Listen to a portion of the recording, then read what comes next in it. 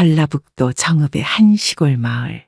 그곳에는 결혼한 지 얼마 되지 않은 신혼부부가 살고 있었습니다. 남편 현수와 아내 순이는 서로를 누구보다 아끼고 사랑하는 사이였습니다. 김 씨는 첫 아기를 임신 중이었고 아직 배가 살짝 나온 정도였지만 아기를 기다리는 설렘으로 가득 차 있었습니다. 현수는 마을에서 농사일을 도우며 성실하게 살아온 청년이었고 김 씨는 손재주가 좋고 마음씨 따뜻한 사람으로 소문난 여인이었습니다. 두 사람은 마을에서 처음 만나 사랑에 빠졌고 현수 씨의 꾸준한 정성과 노력으로 결혼까지 이르게 되었습니다. 결혼식은 소박했지만 두 사람의 마음만은 누구보다 풍요롭고 행복했습니다. 그러나 행복도 잠시, 전쟁이 발발하면서 현수에게 징집 명령이 내려졌습니다. 어느 날 아침, 마을 방송에서 남자들에게 전쟁 동원이 발표되었습니다. 김 씨는 마당에서 빨래를 널고 있다가 방송 소리를 듣고 손에서 빨래를 놓쳐버렸습니다. 그날 저녁, 현수가 집으로 들어오자마자 긴 한숨을 내쉬며 말했습니다. 순희 씨, 나도 결국 가야겠어. 김 씨는 순간 멍해져 그 자리에 주저앉았습니다. 그게 무슨 말이에요? 당신도 전쟁에 나가야 한다고요? 우리 애는 이제 곧 태어나는데 나 혼자 이걸 어떻게 해요? 나도 이렇게 되고 싶지 않았어. 하지만 모두가 가야 한다는데 내가 어떻게 빠질 수 있겠어. 걱정하지 말아요. 내가 꼭 살아서 돌아올 겁니다. 당신과 아기를 위해서라도 반드시 돌아올게요. 아기도 이제 곧 태어나고 나 혼자 어떻게 키워요? 그녀의 말끝은 떨렸고 눈물이 볼을 타고 흘렀습니다. 나도 가기 싫어요. 당신과 아기 옆에 있고 싶어요. 하지만 이건 내가 해야 할 일이에요. 내 가족을, 이 마을을 지키기 위해서라도.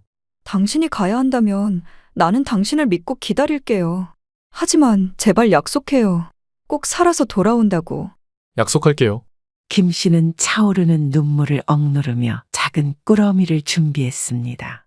그 안에는 자신의 사진이 들어간 작은 목걸이가 들어 있었습니다. 그녀는 조심스럽게 목걸이를 꺼내며 떨리는 손으로 남편의 목에 걸어주었습니다. 여보, 이 목걸이 꼭 간직해주세요.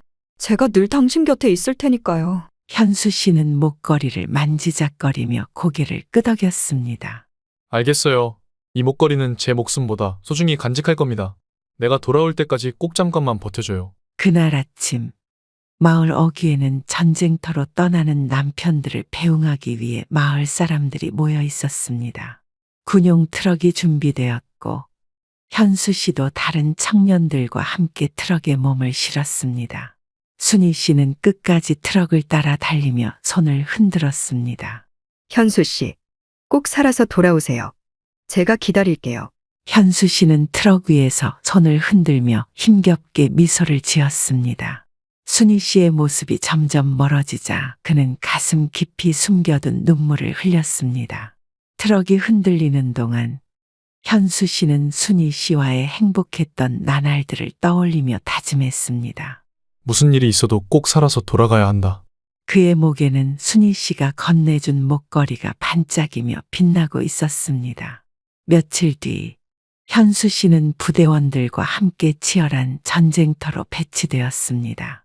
한반도의 여름은 숨 막힐 정도로 무더웠고 전쟁터의 흙먼지와 폭격 소리는 숨을 돌릴 틈조차 주지 않았습니다.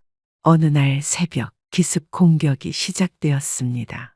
포탄이 빗발치듯 떨어지고 동료들은 하나둘 쓰러져 갔습니다. 현수 씨는 목걸이를 꽉 잡은 채 무릎을 꿇고 땅에 엎드렸습니다. 그러나 적군의 포탄이 그가 있던 참호 가까이에 떨어졌고 강렬한 폭발음과 함께 모든 것이 하얗게 날아갔습니다. 몇 시간이 지나고 현수는 병원으로 이송되었습니다. 머리에서는 피가 흐르고 얼굴과 팔에는 화상 자국이 선명했습니다. 그는 의식을 잃은 채 들것에 실려 병동으로 옮겨졌습니다. 며칠 뒤 현수 씨는 병원 침대에서 눈을 떴습니다. 하지만 주변의 모든 것이 낯설었습니다. 간호사가 다가와 그의 상태를 확인하며 물었습니다. 괜찮으세요? 이름이 어떻게 되시죠? 현수 씨는 멍한 눈으로 간호사를 바라보다가 더듬거리며 말했다. 내 이름이 그는 자신의 이름조차 떠올릴 수 없었습니다. 의사는 현수 씨를 진찰하며 말했습니다. 폭격으로 머리를 다쳐 기억상실 증상이 나타난 겁니다. 당분간 이 상태가 계속될 가능성이 높아요. 현수 씨는 침대에 누워 허공을 바라보며 목에 걸린 목걸이를 만지작거렸습니다. 목걸이 안에는 젊은 여인의 사진이 있었지만 그가 누구인지 자신과 어떤 관계인지 전혀 알 수 없었습니다. 이 사람은 누구지? 왜 내가 이 목걸이를 하고 있지? 병원에서 몇 주가 지나도 기억이 돌아오지 않자 그는 낯선 이름으로 불리기 시작했습니다. 병원 직원들은 그의 진짜 이름을 알지 못했고 그를 박영철라는 이름으로 등록했습니다. 현수 씨는 병원을 퇴원한 뒤 자신을 돌봐주던 구호 단체의 도움으로 노동 일을 하며 새 삶을 시작했습니다. 목걸이를 가슴속에 간직한 채 그는 늘 자신이 잃어버린 과거와 그 사진 속 여인을 떠올렸습니다. 하지만 기억 속의 빈틈은 채워지지 않았고 목걸이의 주인이 누구인지조차 모른 채 긴 세월을 흘려보냈습니다. 현수 씨의 목걸이는 오랜 세월 그의 가슴에 닿아 있었습니다. 사진은 점점 빛이 바랬지만 그는 목걸이를 절대 벗지 않았습니다. 이유는 알 수 없었지만 목걸이를 볼 때마다 가슴 한쪽이 먹먹해졌기 때문이었습니다. 나는 누구였을까? 이 사진 속 여인은 누구였을까? 그 시각 김 씨는 하루에도 수십 번씩 대문 밖을 바라보며 남편의 소식을 기다렸습니다. 전쟁터로 떠난 지 몇 달이 지났지만 남편의 편지는커녕 아무런 소식도 들려오지 않았습니다. 밤이 깊어지면 그녀는 가슴에 불안함을 품고 잠자리에 들곤 했습니다. 동네 아주머니들은 그녀를 볼 때마다 위로의 말을 건넸습니다. 무소식이 희소식이야. 너무 걱정 말고 애나 잘 키워. 돌아올 때까지 건강하게 기다리면 되지. 하지만 이 말을 들을 때마다 김 씨의 가슴은 무너지는 것 같았습니다. 그 사이 김 씨는 진통 끝에 첫 아기를 낳았습니다. 아기의 울음소리가 방 안을 가득 채웠지만 그녀의 얼굴에는 기쁨과 함께 씁쓸한 그리움이 어렸습니다. 남편이 있었다면 얼마나 기뻐했을지 상상하며 김 씨는 아기의 작고 연약한 손을 잡고 말했다. 너희 아빠가 살아 돌아와서 널 보면 얼마나 좋아할까. 그때까지만 우리 둘이 잘 견뎌보자. 아기도 돌봐야 하고 일도 한꺼번에 쏟아지며 김 씨의 하루는 숨 돌릴 틈 없이 바빠졌습니다. 몸이 부서져라 일을 해도 입에 풀칠하기도 빠듯한 상황에서 남편을 찾으러 다닐 여력은 점점 사라졌습니다.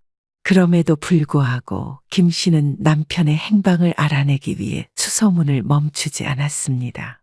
등에 갓난아기를 업고 동네 사람들에게 물었습니다. 혹시 제 남편 소식 들으셨나요? 전쟁터로 갔다가 소식이 끊겼는데. 하지만 돌아오는 대답은 언제나 같았습니다. 미안하지만 나도 그런 사람은 못 봤어. 전쟁터에 간 사람들 소식은 우리도 잘 몰라.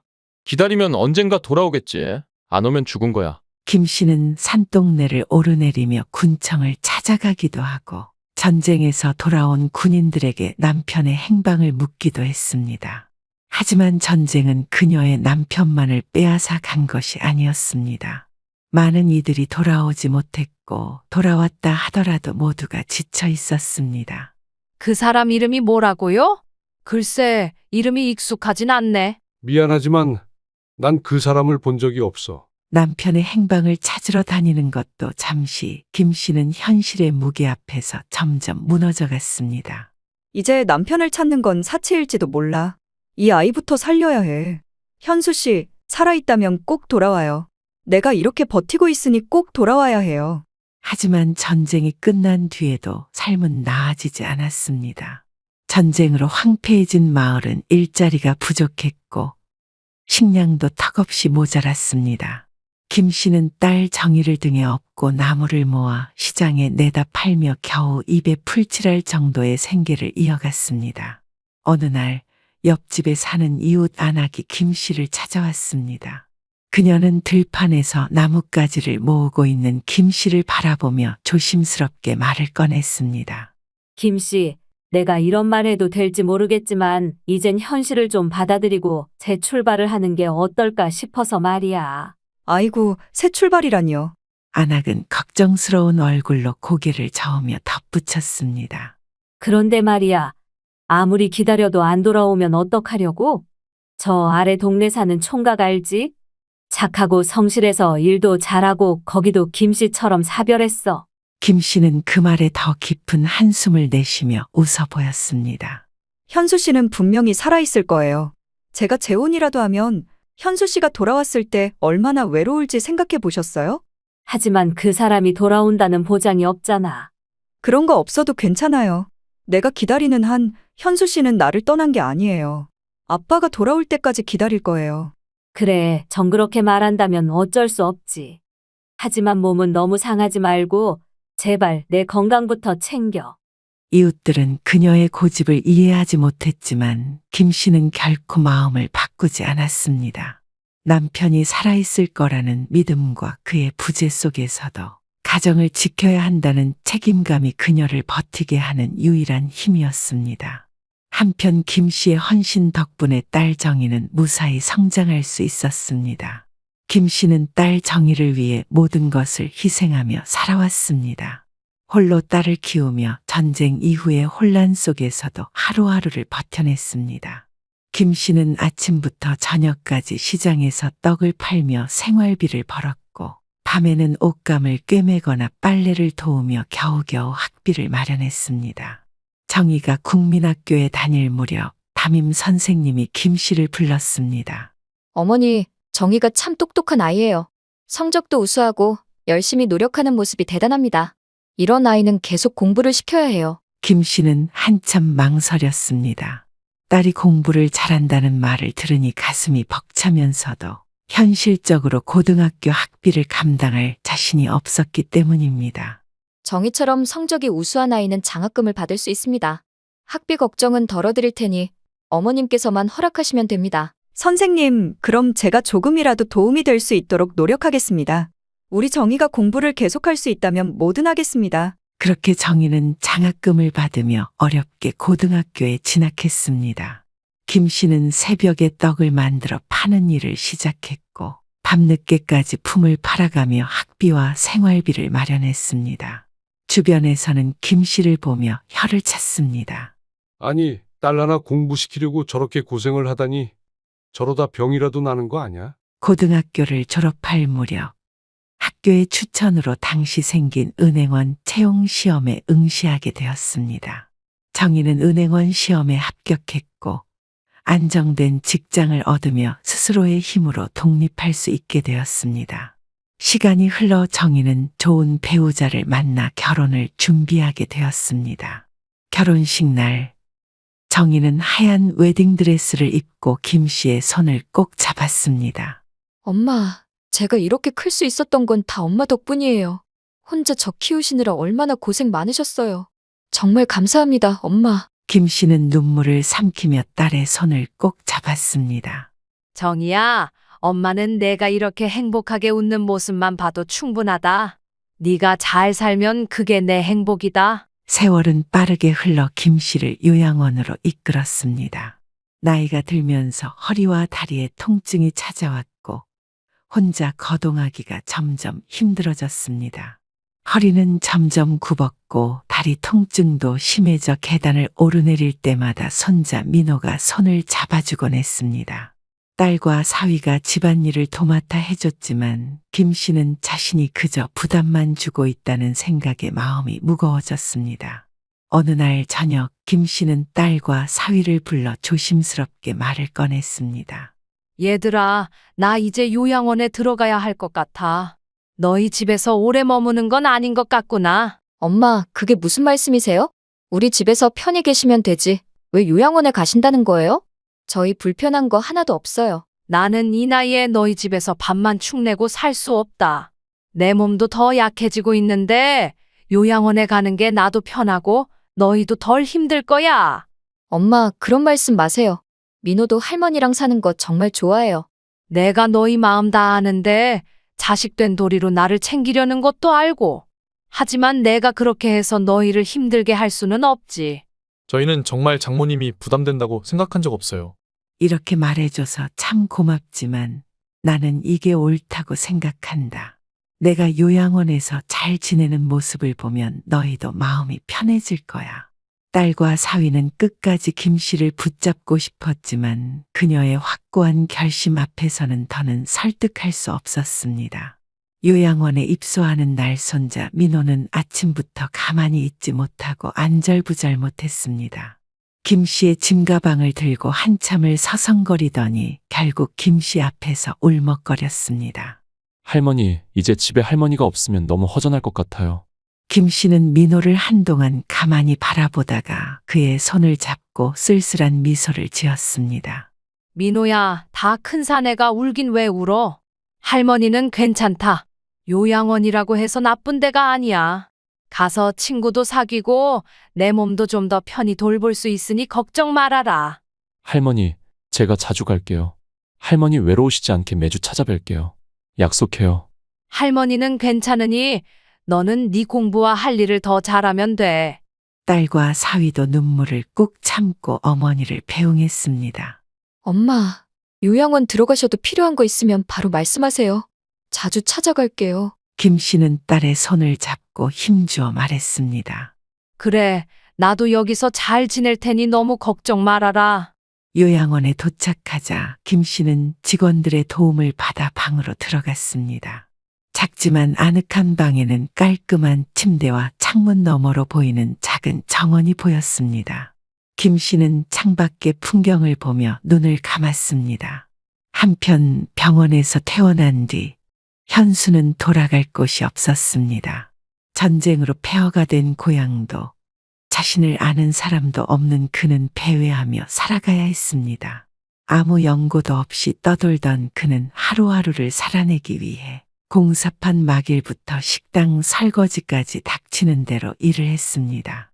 일단 살아야지. 기억을 찾는 건 그 다음 문제야. 하지만 생계를 이어가는 것조차 쉽지 않았습니다.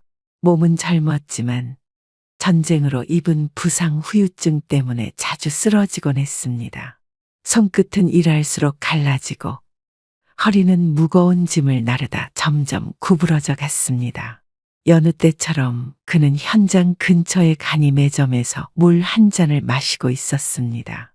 그 순간 한 여학생이 길을 급히 건너다 흙더미에 발이 걸려 넘어질 뻔한 장면이 눈에 들어왔습니다. 현수는 본능적으로 달려가 손을 뻗어 그녀를 붙잡았습니다. 괜찮아요? 현수의 목소리는 거칠었지만 걱정이 담겨 있었습니다. 딸 정희는 놀란 얼굴로 그를 올려다봤습니다. 아, 감사합니다. 제가 급하게 가다가. 현수는 정희의 얼굴을 한참 바라보았습니다. 그녀의 눈빛은 이상하게도 익숙했습니다. 정희는 고맙다는 말을 남기고 허리를 숙여 인사한 뒤 급히 그 자리를 떠났습니다. 현수는 그녀의 뒷모습을 한참 동안 바라보다가 주머니에서 목걸이를 꺼내 들었습니다. 목걸이 속 사진을 보며 입술을 떨었습니다. 왜 이렇게 익숙하지? 저 아이 도대체 왜 내 가슴을 이렇게 아프게 하는 거지? 현수는 목걸이 속 사진을 들여다보다가 한숨을 내쉬고 고개를 저었습니다. 설마 아닐 거야. 내가 아는 사람일 리가 없어. 날 아는 사람이라면 저 애도 날 알아봤겠지. 그는 목걸이를 다시 주머니에 넣으며 일을 하기 위해 자리로 돌아갔습니다. 강인한 청년이었던 그는 억과 자신을 잃은 채 세상을 떠돌며 생존을 위해 고군분투했습니다. 그동안의 피로가 누적되어 이제는 관절 하나 제대로 펴지 못할 만큼 쇠약해졌습니다. 허리는 구불대로 굽었고 걷는 것도 쉽지 않아 지팡이에 의지해야 했습니다. 노년기에 접어들면서 그의 건강은 점점 더 나빠졌습니다. 관절염과 허리 통증이 심해져 일을 할 수도 걷는 것도 힘들어졌습니다. 하루하루 약으로 연명하며 무료 급식소와 쉼터를 전전하던 그는 결국 요양원에 입소하게 되었습니다. 요양원으로 들어가는 날 그는 자신의 두 손에 간단한 짐가방과 목걸이를 꽉 쥐고 있었습니다. 여기선 편히 지내실 수 있을 거예요. 요양원 직원의 친절한 말에도 그는 그저 고개를 끄덕이며 작은 한숨을 내뱉었습니다. 요양원에 머물게 된 이현수는 여전히 조용히 그리고 남들과 깊은 관계를 맺지 않은 채 하루를 보내고 있었습니다. 다른 노인들이 함께 모여 이야기를 나누거나 가족들의 방문을 반기며 웃음을 짓는 모습은 그의 마음을 더욱 외롭게 만들었습니다. 나를 찾아올 사람은 없겠지. 가족이 있었는지조차 모르는데 말이야. 그는 매일 정원에 나가 작은 벤치에 앉아 멍하니 하늘을 바라보곤 했습니다.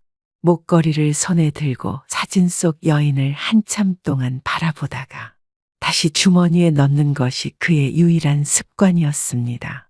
한편 같은 요양원에 살게 된 김 씨는 전혀 다른 방에서 또 다른 삶을 시작하고 있었습니다. 김 씨는 요양원 정원의 작은 벤치에 앉아 따스한 햇살을 받으며 화분에 핀 꽃들을 바라보고 있었습니다. 옆에는 손자 민호가 앉아 있었고 요양보호사가 따뜻한 차 한 잔을 그녀 앞에 내밀었습니다. 어르신 여기 차 드세요. 오늘 날씨도 좋고 밖에 계시기 딱 좋은 날이네요. 고맙네. 차 향이 참 좋구먼. 오늘은 손주분도 오셨으니 기분이 더 좋으시겠어요. 아이고, 이 녀석이 내가 요양원 들어온 뒤로는 그렇게 자주 와. 학교는 잘 다니고 있는 거냐? 할머니, 저 요즘 학교보다 할머니 보러 오는 게 더 중요한 거 아세요?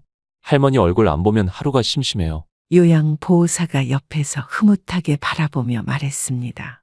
정말 복이 많으세요. 이렇게 손자가 자주 와서 얼마나 다정하게 챙겨주는데요. 다른 어르신들 손주들은 한 달에 한 번 오기도 힘들다니까요. 맞아. 내 민호는 참 착해. 어릴 때부터 야무지고 내가 키운 보람이 있지. 근데 말이야, 너는 네 할머니처럼 고생하며 살지 마라. 하고 싶은 공부 다 하고 좋아하는 일 하면서 살아라. 할미는 그것만 바란다. 걱정 마세요, 할머니. 요양원의 햇살이 부드럽게 비추는 복도. 민호는 할머니의 방에 들렀다가 문득 복도를 걷던 중 창가에 앉아 무언가를 만지작거리는 한 노인을 발견했습니다. 노인의 손에는 오래된 목걸이가 쥐어져 있었습니다. 할아버지, 목걸이가 참 멋지네요. 어디서 구하신 거예요? 노인은 민호의 말을 듣고 고개를 천천히 들었습니다. 얼굴에 깊게 패인 주름과 어딘가 슬픈 눈빛이 인상적이었습니다. 그는 잠시 목걸이를 바라보더니 고개를 갸우뚱하며 답했습니다. 글쎄다, 이 목걸이는 아주 오래전에 받은 거야. 사진 속 여인이 나한테 준 것 같긴 한데 누구였는지는 기억이 잘 안 나. 그는 한 발짝 더 다가가 목걸이를 살짝 내려다봤습니다.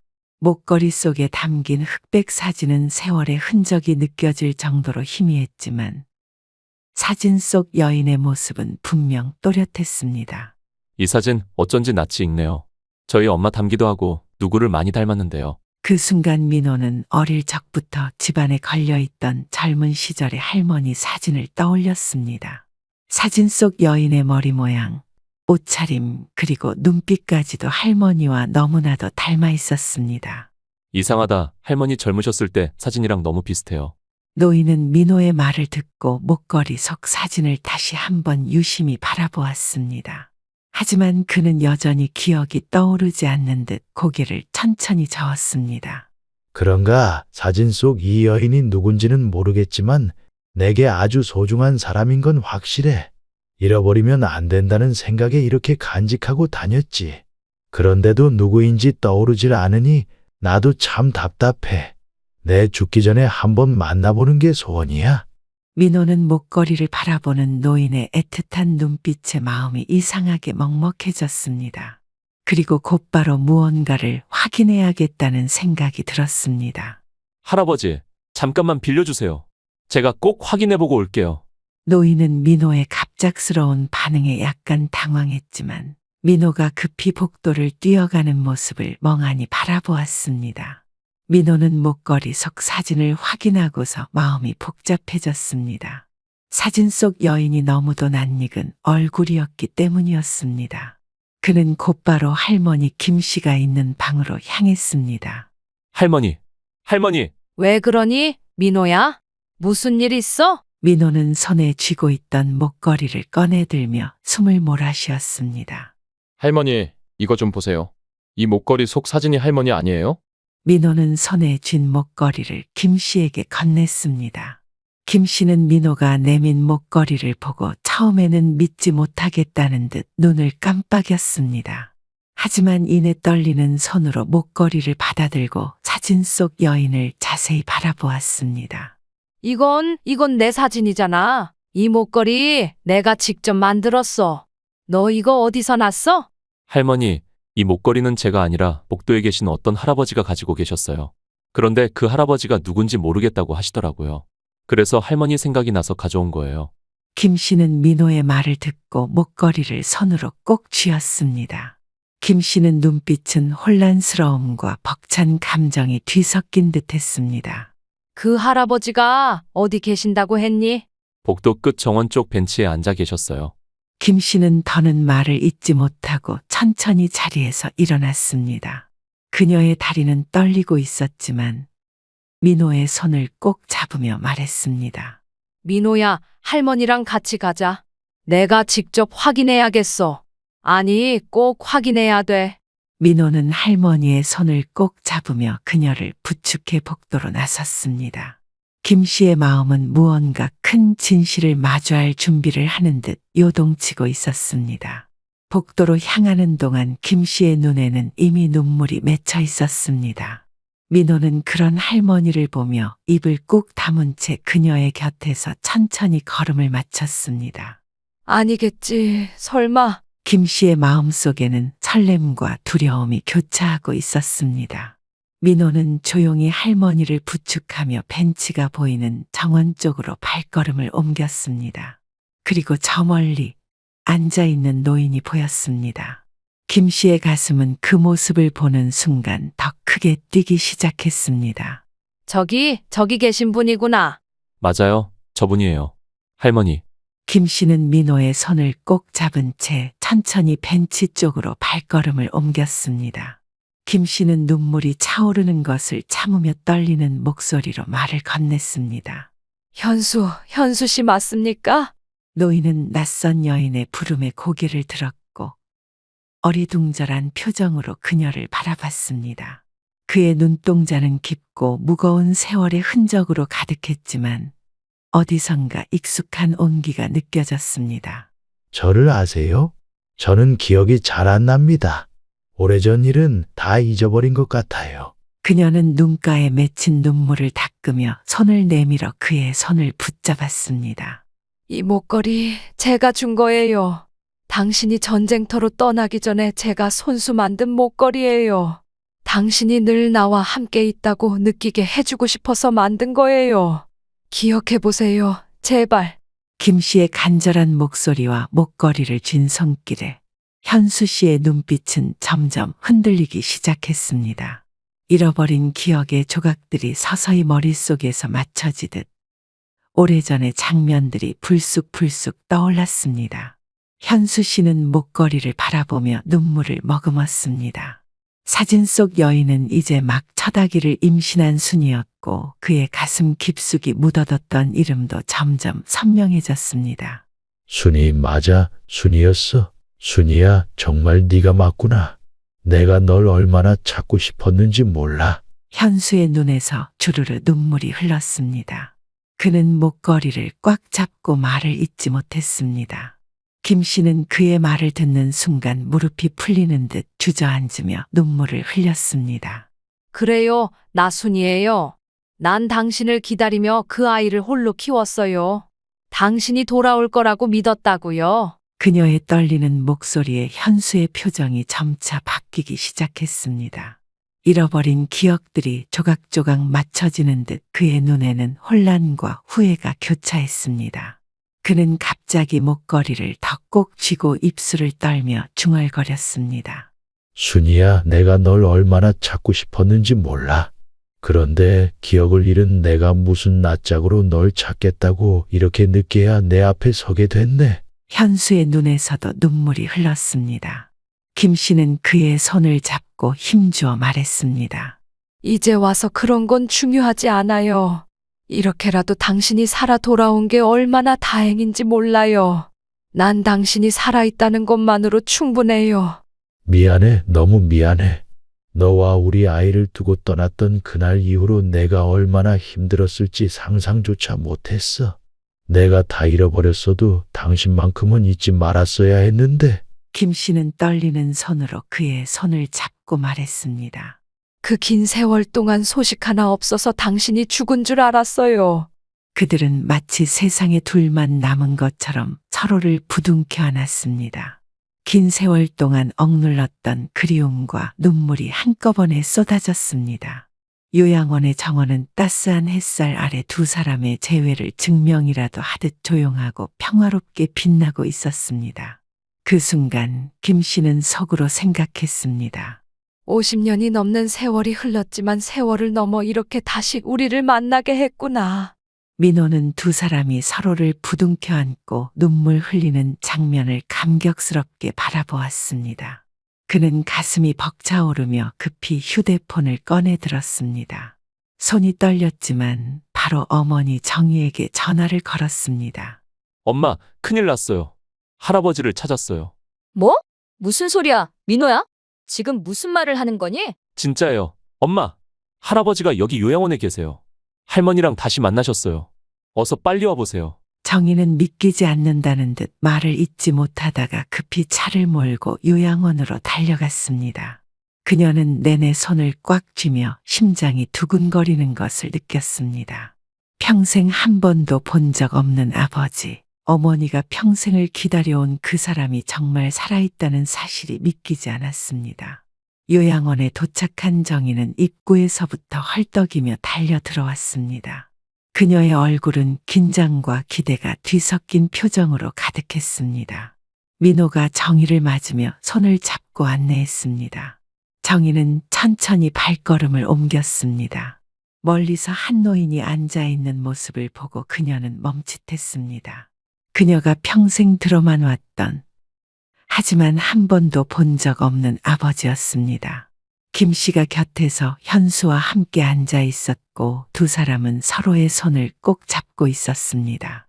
아빠, 제가 정희예요. 현수는 정희의 목소리에 고개를 들어 그녀를 바라봤습니다.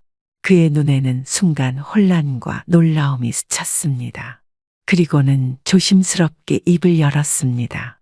정희, 뱃속에 있던 그 아기가 딸이었구나. 정희는 더 이상 말을 잇지 못하고 아버지 앞에 무릎을 꿇었습니다. 눈물이 뺨을 따라 흘러내렸습니다. 엄마가 저를 혼자 키우시면서도 한 번도 아빠를 원망하지 않으셨어요. 저는 엄마 덕분에 이렇게 잘 자랐어요. 현수의 눈에도 눈물이 고였습니다. 그는 떨리는 손으로 정희의 손을 잡으며 말을 이어갔습니다. 내 딸 이렇게 다 컸구나. 아빠가 너를 처음 본 게 이제야 되다니 정말 미안하다. 엄마가 얼마나 고생했는지, 그리고 내가 이렇게 훌륭하게 자라줘서 정말 고맙다. 늦게라도 이렇게 만나게 돼서 너무 감사해요.